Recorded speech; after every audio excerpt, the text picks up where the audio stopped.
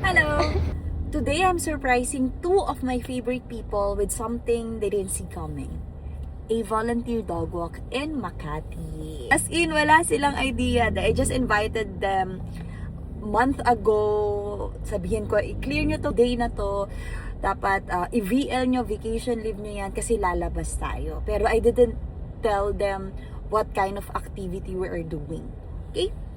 I was scrolling on TikTok when I saw Kim Jojo's video about volunteering at Ampon, Alaga, and it stuck with me. So I checked their IG, I messaged them on IG and even SMS, no reply. But I tried Facebook and finally they replied. I booked April 20 and invited two of my close best friends, Pony and Nisa. I'm with the girls!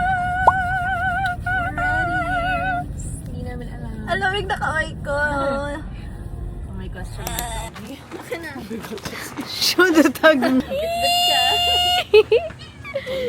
Alalay pala. Morning! Good morning!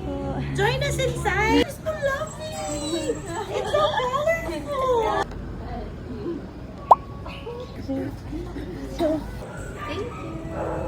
So what is this for?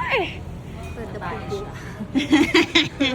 Maglalakad or maglalakad tayo ng dog sa Rockwell Poblacion.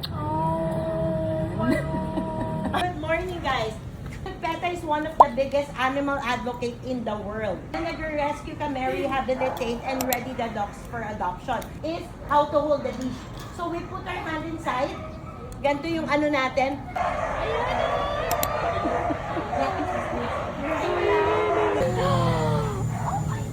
They're coming out!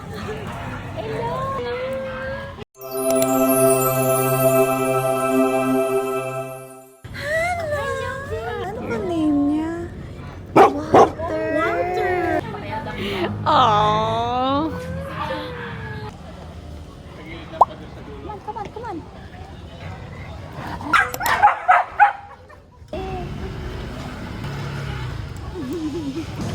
Walter! Wala pa sila dogs. Later pa.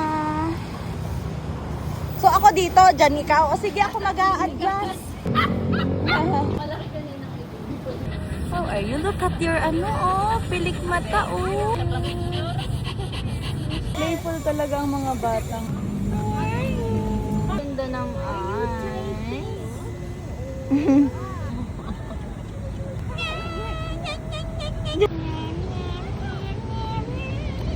Hey, Mami! Alis na tayo dito, Mami! Ang daming mga aso, Mami! Look at her! Yan! Yan! Horse!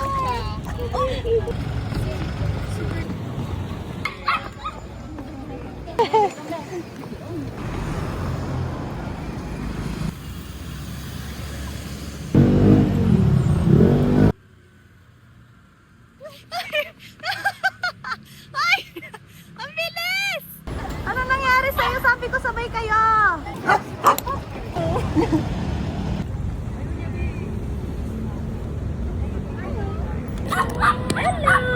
Hello!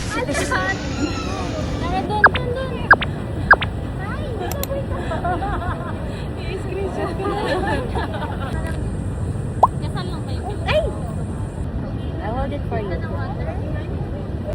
I thought we were just going to walk dogs that day, but it didn't feel like a volunteer activity anymore. It felt like freedom. Freedom for them. Being outside, walking, exploring, feeling the sun. And the way they look at you, grabe. Parang ikaw yung buong mundo nila kahit sandali. And the truth is, they're still waiting.